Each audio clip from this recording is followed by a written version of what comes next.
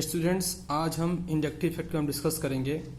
तो ये जनरली जो इंडक्टिव इफेक्ट होता है ये कोवैलेंट बॉन्ड जो फॉर्म करते हैं सब्सटेंस वही शो करते हैं, लेकिन ऐसे जिनमें पोलर कोवैलेंट बॉन्ड का फॉर्मेशन होता है। तो सबसे पहले हम समझते हैं कि कोवैलेंट बॉन्ड क्या होता है। तो equal sharing of electron that is known as the covalent bond. अब जो कोवैलेंट बॉन्ड होता है दो प्रकार से फॉर्म होता है। एक होता है नॉन पोलर कोवैलेंट बॉन्ड, दूसरा होता है polar covalent bond. Non polar किसे कहते हैं? तो जब ऐसे एटम्स जो दोनों सेम होते हैं और उनके बीच इलेक्ट्रॉन की शेयरिंग होती है तो उसको हम नॉन पोलर कोवैलेंट बॉन्ड कहते हैं। जैसे यहाँ पे हम देखें तो हाइड्रोजन और हाइड्रोजन इन दोनों के बीच में एक एक इलेक्ट्रॉन की शेयरिंग होती है, उनके बीच में जो बॉन्ड होता है उसको हम कोवैलेंट बॉन्ड कहते हैं, लेकिन एक ऐसा है नॉन पोलर। इसी प्रकार यहाँ पे क्लोरीन और क्लोरीन दोनों के बीच एक एक इलेक्ट्रॉन की शेयरिंग करके बॉन्ड का फॉर्मेशन करते हैं, जिसे कोवैलेंट बॉन्ड कहते हैं, लेकिन वो भी नेचर कैसा होता है, नॉन पोलर होता है। लेकिन जब दोनों के बीच क्या होता है, डिफरेंट टाइप के होते हैं। जैसे यहाँ पे हाइड्रोजन और क्लोरीन ये कैसा है, इलेक्ट्रो नेगेटिव और इलेक्ट्रो पॉजिटिव है। तो ऐसे सब्सटेंस जब फॉर्म करते हैं तो उसको हम कोवैलेंट बॉन्ड कहते हैं, बट उनका नेचर कैसा होता है, पोलर होता है। तो हमें अगर इससे क्या होता है कि जो इलेक्ट्रोनेगेटिव एटम होता है वो इलेक्ट्रो पॉजिटिव के इलेक्ट्रॉन को अपनी तरफ अट्रैक्ट करता है, गेन करता है, जिससे कि क्लोरीन में क्या होता है, पार्सली नेगेटिव चार्ज डेवलप हो जाता है और इसमें पार्सली प्लस चार्ज डेवलप हो जाता है, जिसको हम क्या कहते हैं, इसी जो पूरा इफेक्ट होता है उसको हम इंडक्टिव इफेक्ट कहते हैं। तो इंडक्टिव इफेक्ट कौन शो करता है? जिसमें पोलर कोवैलेंट बॉन्ड फॉर्म करते हैं, जिनकी इलेक्ट्रोनेगेटिविटी में डिफरेंस होता है, उसको हम जो इफेक्ट शो करते हैं जिसको हम क्या कहते हैं, इंडक्टिव इफेक्ट कहते हैं। यदि हम और देखें तो इसको आई के द्वारा रिप्रेजेंट करते हैं। When a covalent bond is formed between atom of different electronegativity, देखिए क्या लिखा, different electronegativity, the electron density is more towards the more electronegative atoms of the bonds, such A shift in electron density is called a inductive effect. इसको generally ये जो inductive effect होता है sigma bond के द्वारा होता है और इसको हम आई के द्वारा रिप्रेजेंट करते हैं। इंडक्टिव इफेक्ट को आई के द्वारा रिप्रेजेंट करते हैं। इसको शो कैसे करते हैं? तो डैश लाइन में एक बीच में से एरो ला के इसको शो करते हैं। तो हम यहाँ पे समझ गए कि जो जिनके बीच में क्या होता है, इलेक्ट्रोनेगेटिविटी में डिफरेंस होता है, वही क्या करते हैं, इंडक्टिव इफेक्ट शो करते हैं। या पोलर कोवैलेंट बॉन्ड वाले जो सब्सटेंस होते हैं वो इंडक्टिव इफेक्ट को शो करते हैं।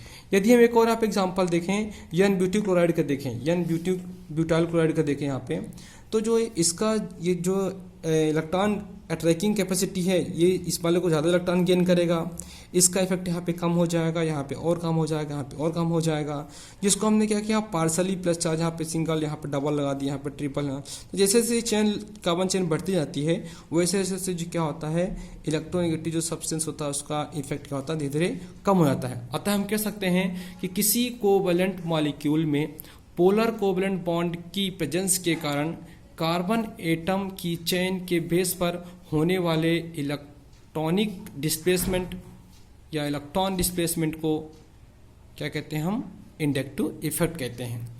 अब ये जो इफेक्ट होता है जनरली टू टाइप्स का होता है, जिसको हम बोलते हैं माइनस आई टाइप, दूसरा होता है प्लस आई टाइप। तो सबसे पहले समझते हैं कि माइनस आई होता क्या है। तो माइनस आई ऐसे कि जिन एटम्स या ग्रुप में इलेक्ट्रॉन की जो उनकी एफिनिटी है वो हाइड्रोजन या कार्बन की अपेक्षा अधिक होती है, उसको हम क्या कहते हैं, इलेक्ट्रॉन अट्रैकिंग कैरेक्टर शो करते हैं, जिसको हम माइनस आई इफेक्ट भी कहते हैं।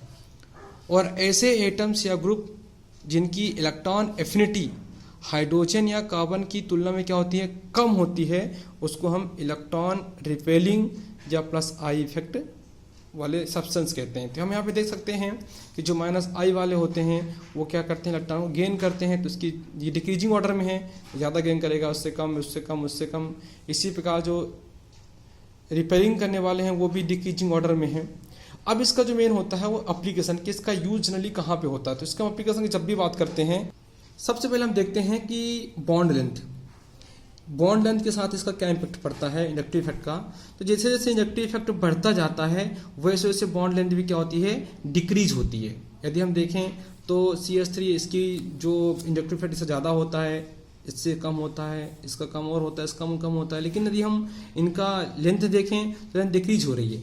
2.14 एंगस्ट्रॉम, 1.94 एंगस्ट्रॉम, 1.78 एंगस्ट्रॉम और इसकी 1.38 एंगस्ट्रॉम होती है। दैट मीन्स है जैसे जैसे क्या होता है इंडक्टिव इफेक्ट बढ़ता है वैसे वैसे बॉन्ड लेंथ क्या होती है, डिक्रीज हो जाती है।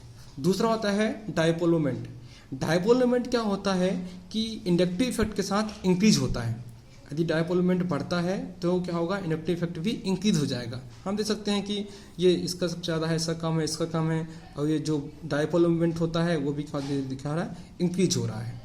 तो डायपोल मोमेंट में क्या हो रहा है कि both are same time increasing, inductive effect and dipole moment. Third होता है एल्काइल हैलाइड एक्टिविटी। इसमें हम एग्जांपल देखते हैं कि जो एल्काइल हैलाइड होते हैं उनकी जो एक्टिविटी होती है, क्रियाशीलता होती है, उसको हम दो के बेस पे एक्सप्लेन करते हैं। होता है मिथाइल क्लोराइड, दूसरा होता है मीथेन। अब हम इसमें अगर देखें तो जो मिथाइल क्लोराइड होता है ये इलेक्ट्रोनेगेटिव क्या करता है, इसके इलेक्ट्रॉन का भी जब गेन करता है, गेन करने के कारण क्या होता है कि इस पे पार्सली प्लस चार्ज कार्बन पे और इसमें पार्सली नेगेटिव चार्ज डेवलप हो जाता है, जिससे ये आसानी से CH बॉन्ड को अपनी तरफ गेन कर लेता है। बट मीथेन में ऐसा नहीं होता है।